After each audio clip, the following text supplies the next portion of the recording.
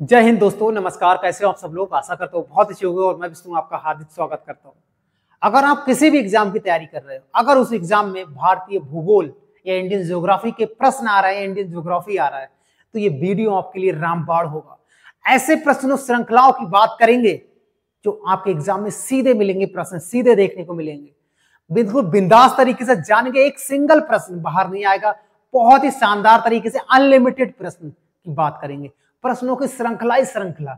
चलिए स्टार्ट करते हैं, किस प्रकार से इसको डिजाइन किया है। बहुत ही शानदार तरीके से, बहुत ही बिंदास तरीके से जानेंगे, मजा आ जाएगा, गर्दा कट जाएगा दोस्तों। आज पहला प्रश्न है दोस्तों, पहला प्रश्न हमारा कि बताइएगा गंगा नदी को बांग्लादेश में किस नाम से जाना जाता है। सिंपल सा प्रश्न है, बच्चों वाला प्रश्न है, पद्मा के नाम से जाना जाता है। बात करेंगे गंगा नदी से कौन कौन से फैक्ट हमारे एग्जाम में पूछे जाते हैं। तो पहला, इसका उद्गम कहां से होता है? उद्गम होता है गंगोत्री से। गंगोत्री से वैसे तो दो धाराओं से होता है, अलकनंदा और भागीरथी, लेकिन हम यहाँ पर केवल उद्गम जो गंगोत्री से पूछा गया है वो अब बात कर रहे हैं। गंगोत्री से होता है उद्गम।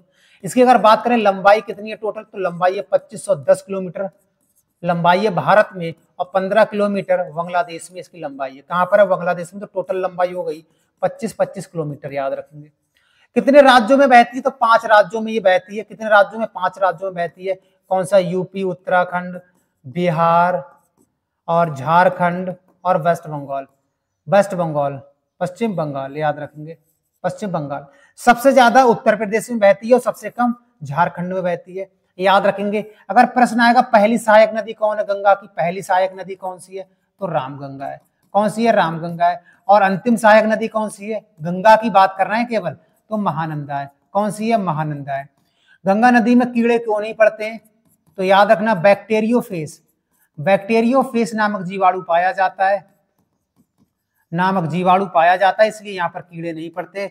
और याद रखें, गंगा नदी को राष्ट्रीय नदी कब बनाया था, कब घोषित किया था? 2008 में राष्ट्रीय नदी घोषित किया था, याद रखेंगे। राष्ट्रीय नदी बनाया था, याद रखेंगे।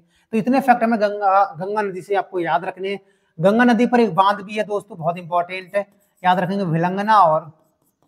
विलंगना और भागीरथी, भागीरथी पर बांध है, इसका नाम है टिहरी बांध। क्या नाम है? टिहरी बांध। 261 मीटर इसकी ऊंचाई है और ये उत्तराखंड में पड़ता है, और ये भारत का सबसे ऊंचा बांध है। ये भारत का सबसे ऊंचा बांध है। सांगपो, याद रखेंगे, सांगपो से एक प्रश्न आता है कि बताओ कि तिब्बत में ब्रह्मपुत्र नदी को किस नाम से जानते हैं? तो सांगपो के नाम से जानते हैं। एक प्रश्न और आता है कि बताओ ब्रह्मपुत्र नदी को बांग्लादेश में किस नाम से जानते हैं? तो जमुना के नाम से जानते हैं। और याद रखेंगे, जमुना और पद्मा, यानी ये पद्मा है और ये जमुना है।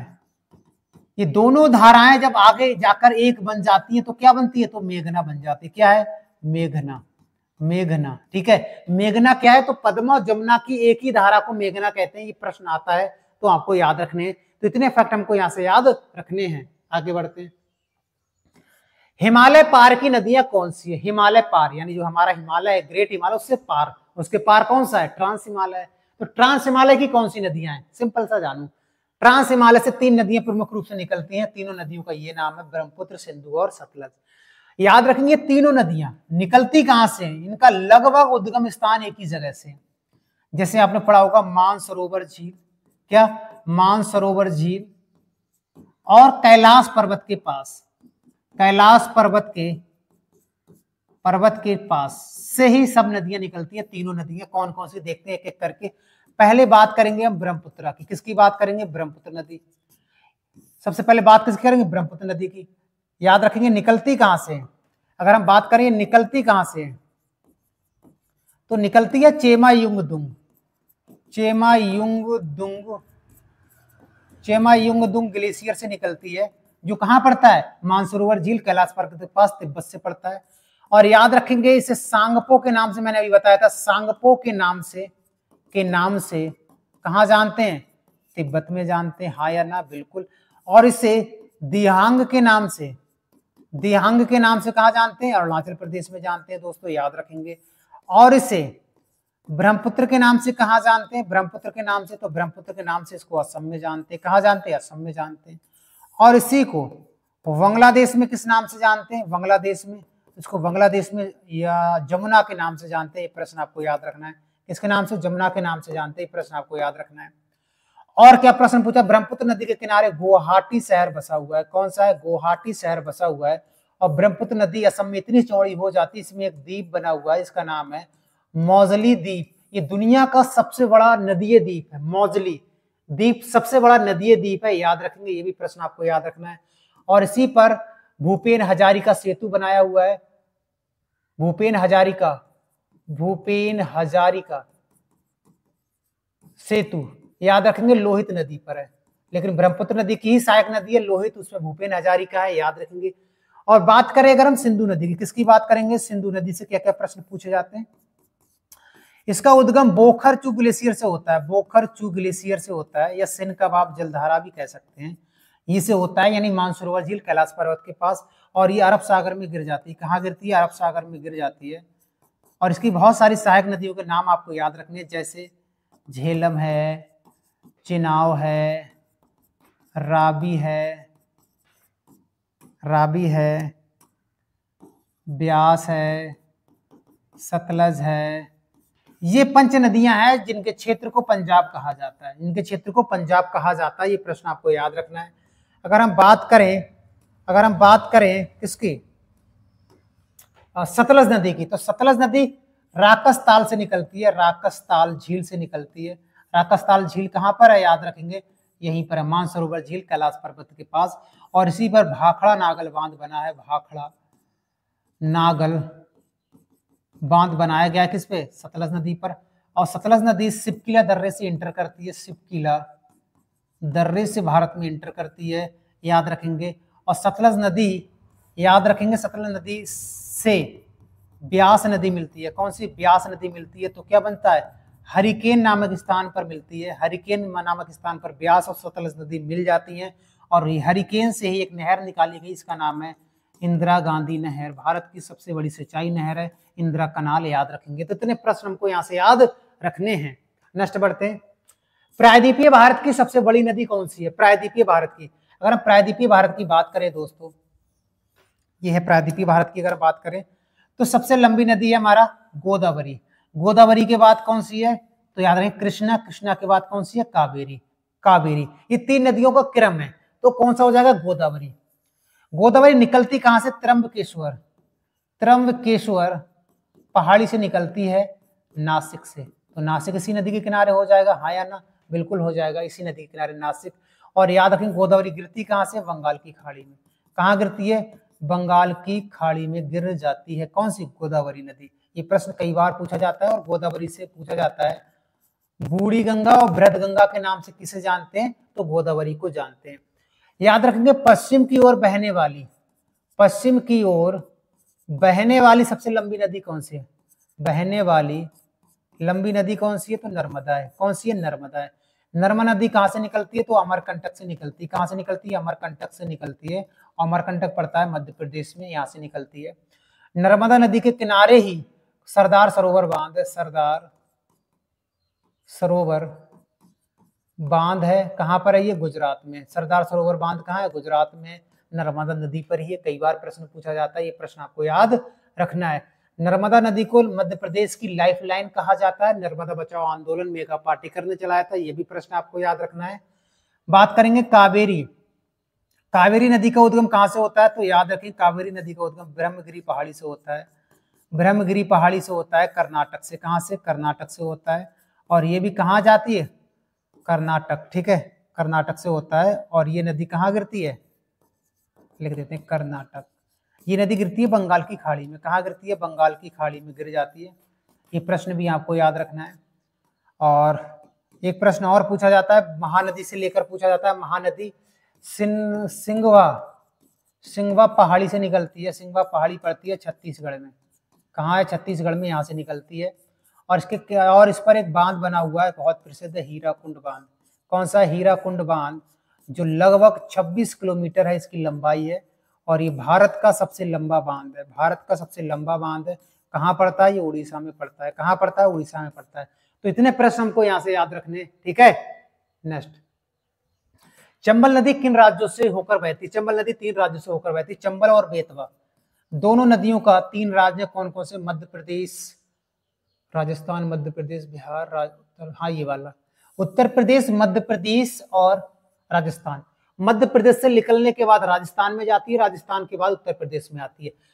बेसिकली अगर पूछा जाए कि चंबल नदी निकलती कहाँ से है, तो याद रखेंगे जाना पाओ पहाड़ी से निकलती है। कहाँ से? जाना पाओ पहाड़ी से निकलती है। जाना पाओ पहाड़ी ना आया ऑप्शन में तो मालवा का पठार आएगा। क्या आएगा? मालवा के पठार से निकलती है एकमात्र नदी। कौन सी? चंबल नदी। किसके लिए जानी जाती है? ये मगरमच्छ के लिए जानी जाती है। मगरमच्छ यहाँ पर सबसे ज्यादा पाए जाते हैं और दरियाई घोड़ा भी पाए जाते हैं। चंबल के डाकू के लिए प्रसिद्ध है और चंबल नदी पर बांध बने हुए हैं।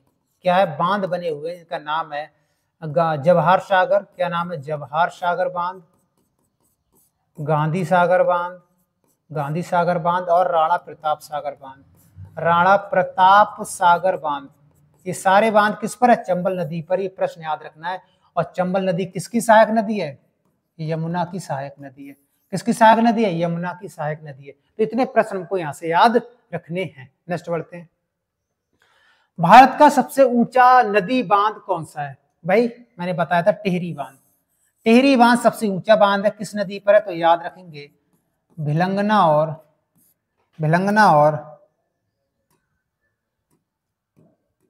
और भागीरथी पर है। भिलंगना और भागीरथी पर है सबसे ऊंचा बांध। याद रखेंगे। ये कहाँ पड़ता है? उत्तराखंड में पड़ता है। कहाँ पड़ता है? उत्तराखंड में पड़ता है। सरदार सरोवर बांध नर्मदा पर है। नर्मदा पर। किस राज्य में? गुजरात में। कई बार प्रश्न पूछा गया है, गुजरात में। स्टैचू ऑफ यूनिटी है। स्टैचू ऑफ यूनिटी है, यूनिटी है। इसी के पास में ही है दोस्तों, सरदार सरोवर बांध के पास में। किस पर है? साधु बेट द्वीप पर है। साधु बेट द्वीप पर सरदार वल्लभ भाई पटेल की मूर्ति है। याद रखें किस द्वीप पर है? साधु बेट द्वीप पर है। किसके पास में? ये नर्मदा नदी के किनारे ही है। नर्मदा नदी के किनारे ही है। याद रखेंगे। ठीक है, नर्मदा नदी के किनारे ही है। कौन सा? Statue of unity. याद रखेंगे। भाखड़ा नागल बांध सतलज पर है। सतलज नदी पर है। याद रखेंगे। सतलज नदी पर भाखड़ा नागल बांध भारत का सबसे ऊंचा गुरुत्वीय बांध है। ग्रेविटी डैम है। याद रखेंगे। और हीराकुंड बांध मैंने बताया था महानदी पर है। कहां पर है? महानदी पर है, उड़ीसा में। कहां पर है? उड़ीसा में। ये सबसे लंबा बांध है। ये सबसे लंबा बांध है। याद रखेंगे। ये प्रश्न भी कई बार पूछा जाता है। वो हीराकुंड बांध। ठीक है, लगभग इसकी ऊंचाई है, लंबाई है 25.8 किलोमीटर, लगभग 26 किलोमीटर मान सकते हैं। ये प्रश्न आपको याद रखने हैं। नेक्स्ट बढ़ते हैं। बिम्बनाड़ झील किस राज्य में स्थित है? बिम्बनाड़ केरल में। केरल में 3 झीलों के नाम आपको याद रखने। एक का नाम है बिम्बनाड़, अष्टमुडी और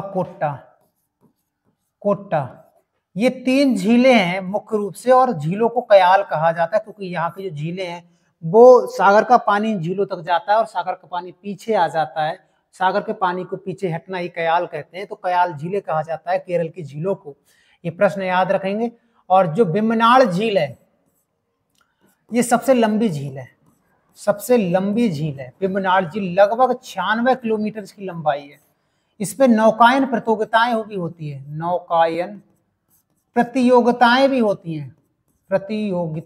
होती हैं और जो जीतता है उसको नेहरू ट्रॉफी दी जाती है। नेहरू ट्रॉफी दी जाती है। याद रखेंगे। बागी मूवी में सीन आया था, चला रहे थे वो, क्या नाम, नाव को चला रहे थे बहुत सारे लोग, वो सीन यही का बिम्बनाड़ झील का है। याद रखेंगे। आंध्र प्रदेश की झीलों की बात करेंगे तो आंध्र प्रदेश में पुलिकट झील मुख्य रूप से पड़ती है और कोलेरू झील, ये आंध्र प्रदेश की प्रमुख झीलें। अगर बात करेंगे उड़ीसा में तो चिल्का झील है, भारत की सबसे लंबी लैगून या खारे पानी की झील, या भारत की सबसे बड़ी लैगून या खारे पानी की झील। कर्नाटक में बेलांदुर, याद रखेंगे, बेलांदुर झील याद रखेंगे, कई बार पूछा गया है। ठीक है, नेक्स्ट बढ़ते हैं।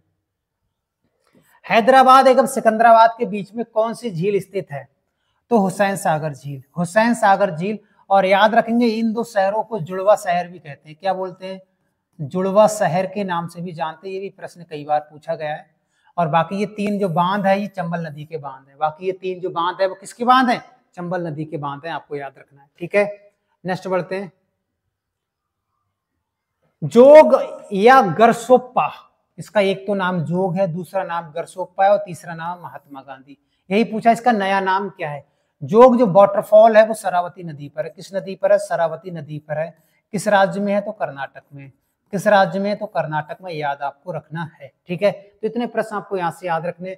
अगर 2-3 और पूछा जाए, दूध सागर वाटरफॉल, दूध सागर जलप्रपात पूछा जाए किस नदी पर है, तो याद रखेंगे ये मांडवी नदी पर है। किस नदी पर है? मांडवी नदी पर है, जो गोवा की प्रमुख नदी है। अगर बात करेंगे धुआंधार, धुआंधार जलप्रपात या फिर कपिल धारा जलप्रपात या कपिल धारा, दुग्ध धारा भी है एक, दुग्ध धारा, ये तीनों, धुआंधार, कपिल धारा, दुग्ध धारा, ये तीनों नर्मदा नदी पर है, मध्य प्रदेश में, याद रखेंगे। एक है चुलिया जलप्रपात, चुलिया, ये चंबल नदी पर है, याद रखेंगे। एक है चित्रकूट जलप्रपात, चित्रकूट जलप्रपात, ये इंद्रावती नदी पर है, याद रखेंगे चित्रकूट जलप्रपात। प्रश्न ये भी बहुत बार पूछा गया है। और बाकी इतने ही जलप्रपात आप याद रख लोगे तो काम हो जाएगा। बाकी हम जब टॉपिक करा रहे हैं तो वहां भी कराएंगे बहुत बिंदास तरीके से कौन कौन से वाटरफॉल हैं।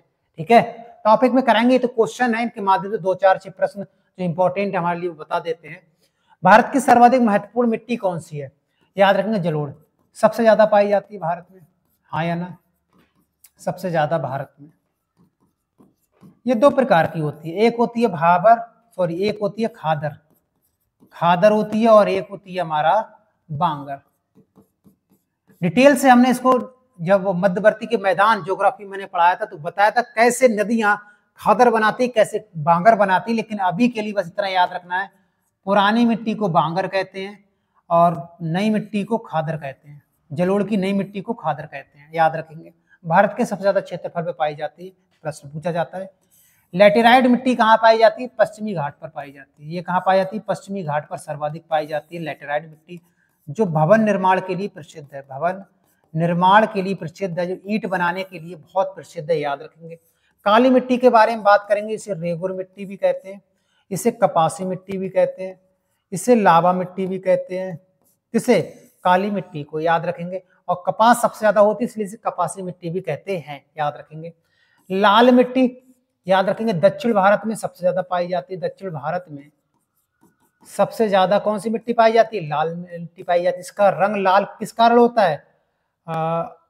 आयरन ऑक्साइड के कारण, आयरन ऑक्साइड के कारण इसका लाल रंग होता है, याद रखेंगे। जैसे मंगल ग्रह को लाल ग्रह कहते हैं और वहां पर आयरन ऑक्साइड ज्यादा पाया जाता है, इसलिए, याद रखेंगे।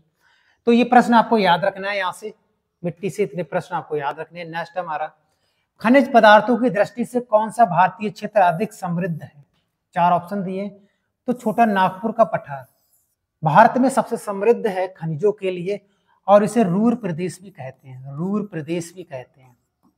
किसे? छोटा नागपुर के पठार को।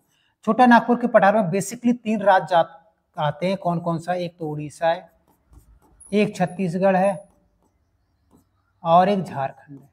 बेसिकली 3 राज्य आते हैं छोटा नागपुर के पठार से, याद रखेंगे। सबसे ज्यादा समृद्ध, सबसे ज्यादा कच्चा रॉ मटेरियल छोटा नागपुर प्लेट्यू से निकलता है, ये प्रश्न आपको याद रखना है।